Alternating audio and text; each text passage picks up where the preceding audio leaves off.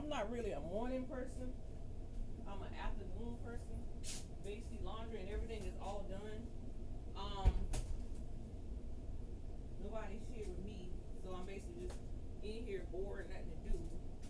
That's what I do every day. But normally when I go live on TikTok, I usually be cleaning up my room or doing something like that. But right now at this point, it's everything is clean, top to bottom, living room and everything, kitchen and everything, because the kids is not here. But it's getting to the final time to where I gotta go check up on things and make sure everything is going copacetic. To make sure the kids are coming back home, because my thing is I was planning for my birthday. My birthday's in 3 weeks. I was planning to go to Atlanta or Cali for my birthday. So I was saying tonight it don't need to make plans if the kids are going to be home, because I know the kids' daddy, once they come back, he's not going to go. He's not going to get them. He ain't going to get them. So I'm like this. If they come back home before my birthday time, then it's going to be birthday time with the kids. You know what I'm saying? Um, but hoping and praying that they be back home before my birthday, and I can make plans the week that they are home to get their father to pick them up and keep them for the weekend so I can go out of town. I never celebrate my birthdays because my birthdays was always the type of holiday that my grandma and my mom never do anything. My mom was basically never around on birthdays, and my grandma would just give us $1 just to go to the store and get a 25-cent debit cake. You know what I'm saying? So birthdays was traumatized for me too as well, because I never celebrate my birthdays. And as I got older, with parties and stuff, when me and him would start dating, he would be the one that throw the parties and buy all the gifts and everything, and I would have attitudes every time. He's like, "Why you got attitude? It's your birthday. It's your special day." It's just like I grew up like that, as a child, and I'm trying to overlook that and basically just celebrate my birthday. You know what I'm saying? I'm about to be 38 years old, and I need to do something for my birthday this year. Besides last year, y'all wanted down me last year from the TikTok app. You know what I'm saying? I went out, bought me an outfit, got my nails done, toes done, and I went out to bingo. You know what I'm saying? Something that I normally do on a daily basis. Anyway, but I don't want to go to bingo. I want to go out of town. I want to meet with some friends. I want to hang out. I want to have some fun this year. I don't want to be stuck down in the house or stuck down, can't do anything. But my plans are still here, and they still still standing. But at the end of the day, October 1st is coming up. This is one thing I want to address. October 1st is coming up, my grandma's birthday, and she used to always say her birthday was on October 5th. I have to go put some flowers on her grave, and that's Saturday coming. I'll be a little bit down, I'll be a little bit miserable on that day. Every year it never fails, and I always go to the grave site, and I always take out flowers there, and I always sit there and I talk to her and let her know how much I love her and how much I miss her on her days of her birthday. She would say the 5th. Basically, she would just go out and get her hair done or something, and her kids would come by and bring gifts and cards for her or whatever. But she was never the type of person to celebrate her birthday.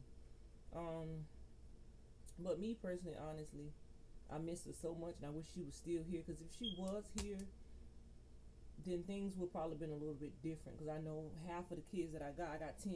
Half of them would have probably been staying with her, because my grandma don't put up with a lot. My grandma was very strict in many ways. She never played no games with nobody, and honestly, she just do not put up with. She don't tolerate. Excuse me. She don't tolerate with anything. You know what I'm saying? Like with the stuff with CPS going on right now. She would have basically told me from the beginning, Nika, well, Mika was my nickname. Get off the internet. You know what I'm saying? That ain't your life. But grandma's always right. They old school. They know better. They done been through the water already. We still young, and we got to still walk through it. You know what I'm saying? We still got to go through it. So at the end of the day, I know she watching down. She one of my guardian angels, and my sister is watching down. And she's a guardian angel because like I said, my sister was murdered. She didn't kill herself, you know what I'm saying? So at the end of the day, I got 2 guardian angels watching down on me, and that's the 2 people on the front of my YouTube channel. I just want everybody to know that, you know what I'm saying? My life, I try to speak on it because I know, other people are going through the same thing that I'm going through. Somebody going through a situation with CPS. Somebody going through the loss of a death of somebody that they love. Somebody going through giving childbirth. Somebody died. Somebody going through something in this world and too afraid to open up and talk about the situation. And me personally being Shanika Grant, I'm not afraid to open up about anything about my life. You know what I'm saying? I like talking to people and I like sharing my life with other people because it inspires me to go out here and be the person that I am. And that's real. You know what I'm saying? Like, real recognize real, and I always say that. One person said I need to be a motivation speaker.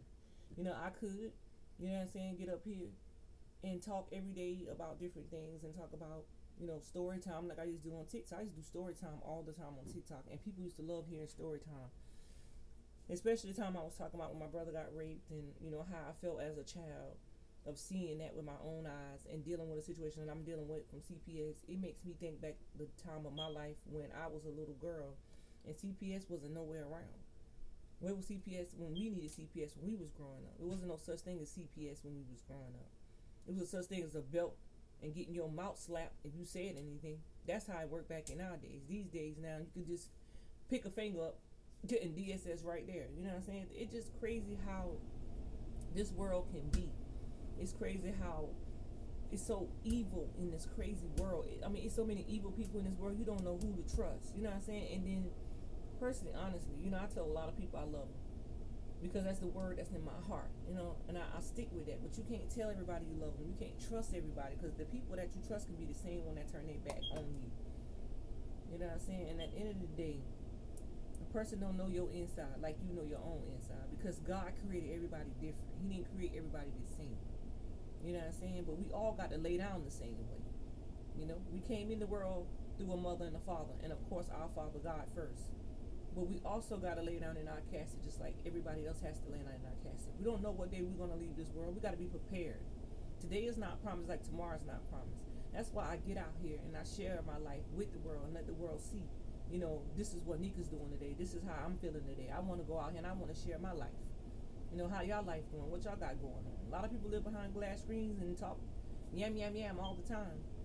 But are you willing to get out here and show your life? Are you willing to go out here and talk to people about your story or your testimony or what you're going through? Because that releases a lot of stress in a person's heart. It releases a lot of things that's going on through the mind, the brain, and the soul. You know what I'm saying? It kills everything that's going on in here when you open up about it because you're speaking out. And then not only that, you're not really speaking out loud. If you got a channel like I do on YouTube and a lot of people support you and they really watch you, they can physically understand what you're going through if they're going through it. Even if they're not going through it, they can relate because they know your pain. So I be like thinking about a lot of things. Like my life ain't perfect, you know what I'm saying? I'm human just like anybody else. But at the end of the day, if it wasn't for my grandma to raise me and take me in, I would have been in foster care. I would have been raised up with a foster parent. But I thank God that she took me in as a child and take care of me. Even though she was strict, and at 17, I ran away because I got tired of the strictness because I could never go nowhere. And I was always balled down in the house as a child anyway because my mama never wanted me around her. She always come get my siblings on the weekend. They going to the fair, caravans, riding on horses and everything. And me personally, I'm at home with my grandma pouting and crying on the floor because I want to go. And I never in my life imagined that I would have had 10 beautiful children that I give life to, all natural, pushing, all them out. And 3 of them, maybe 2 of them, no epidural. And I give life. And my life that I gave 7 weeks ago has been taken out of my arms at 3 weeks because Child Protective Services step in. You know how hard that hurt a mother?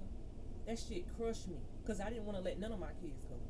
You know what I'm saying? They didn't have a court order. I still let them come in and take the kids.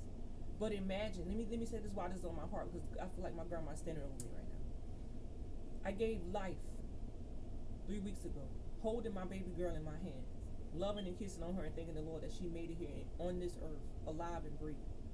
I only spent 3 weeks with her when DSS came out the first time. And they knew I had a baby. You know what I'm saying? They came out here, they didn't even think twice about how I would feel as a mother. You know what I'm saying? They got to walk in your footsteps too as well, especially when they got kids. But they don't understand that because they got a job they got to do. But also you got to think about other people's lives in the situation of what you're doing. Because people's jobs can be very risky at times too as well. You know, when you're working for the state, your job can be very, very risky. Police officers, investigators, CPS, firefighters, nurses. Your job can be very, very risky. You know what I'm saying? At the end of the day, I gave life to my baby girl. Saya is your daughter. and I felt like it was ripped away from my body. Everything was ripped away from my body when they took my child out of my arms and told me she had to get into custody of somebody else for the next 4 weeks. Because I couldn't wake up in the mornings and fix a bottle, change a diaper. I'm waking up in the morning crying and pouting, praying to the Lord that I want my kids back. This made me more stronger than anything, and it made me realize things different, because at the end of the day, God got eyes and He knows what's going on. And He know I will never physically, mentally, emotionally harm any one of my children. But taking a baby from mama, my baby could have stayed. All I care. And I thank God that my kid's daddy did step in, and his girlfriend did step in to take my kids in. I appreciate that. I thank God for Mama Jen for stepping in and taking my babies. Because where's family when I need them? You know what I'm saying? Family is not here. I'm doing this alone. I've been doing this alone since day one.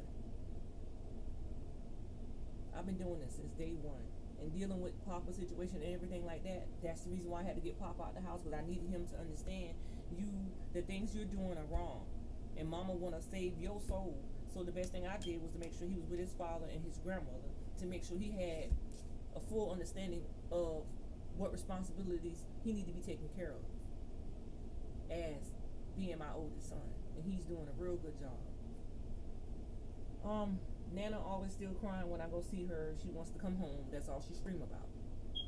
The world don't see that. You know what I'm saying? And when I put it on there, like, oh, that baby this and that baby that. Nah, my baby wants to come home. Sa'Asia, she wants to come home. Of course she want to be up under her mom. I was breastfeeding Sa'Asia before all this happened. So now my milk's still in my breast, yeah, but it's now I can't give it to her. Because it's been 5 weeks, 6 weeks? She ain't getting no breast milk. I can't drive all the way up there to give breast milk every time. I wanted to nurse to my baby. I wanted to grow with her. I wanted to bond with her. I wanted to spend every moment with her. But no, DSS took that away from me because of some stupid ass app called TikTok. These miserable ass people in the world. Never will I ever in my life physical abuse any one of my children when I've been through it when I was a child. And kids gonna get into things, like I said. They're gonna do things. They ain't perfect.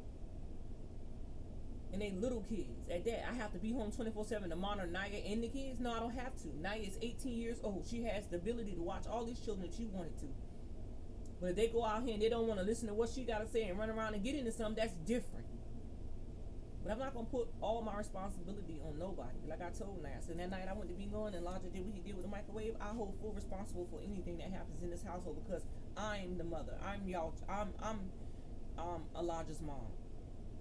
Like I'm your mama. You know what I'm saying? You in here taking care of the baby, so don't hold yourself for that. Naya is basically going against the world. She's really mad right now. She got a lot going on up here, physically, mentally, and emotionally. You know what I'm saying? She misses her siblings a lot as well as I'm missing them, but you know what I'm saying? Nobody knows what's going on through her mind. She's not going to tell everything. Even though I'm her mama and we got a bond, we don't talk about everything. Some things she keeps to herself. And I think that's best for her to be a teenager because some things that she tells me, that's what's going on through her mind. I tell her, I said, just pray about it. Don't worry about it because God going to take the wheel. You didn't do nothing wrong. Don't hold yourself accountable for anything that went on. And then when the caseworker comes out and say, you know, she going to do this and she going to do that, or press charges, don't think about that. You didn't do nothing wrong. You didn't say nothing wrong. You basically was just talking the night of the recording was going on, and I didn't know. I didn't intentionally try to record nobody. I had a lot going on, yo. A lot that night. You know what I'm saying? I did apologize to her. You know what I'm saying? That's just me. Because I wasn't thinking at all. My mind was just literally on my kids after the argument. You know, everybody got a lot of stress built up inside right now. And there's a lot going on inside of everybody's mind and body right now. Because for one, when you taking care of 6 kids plus your 2, I know it's hard. Because I've been doing this every day. But I make it seem easy. Every time I get on live, I made it seem easy. Even though I fuss and cuss, dance, laugh, cook, that's real life. I'm showing the real shit. I'm not out here faking none of this. This is me. Until the day I die. I'll sleep when I die. At the end of the day, y'all, you can't comment on the video, but you can like, and you can subscribe, and you can keep watching those ads for me. And I'm gonna keep coming on my channel, talking to y'all about different things. But I'm gonna start opening up the chapter in my book and start reading some out of it, so the world can actually get a dose of my life. So at the end of the day, I'm not gonna talk your head off. Don't forget to watch the ads, subscribe, and keep on supporting me. And all my true supporters, remember this: all my true supporters will support a real supporter. And I'll see you guys later.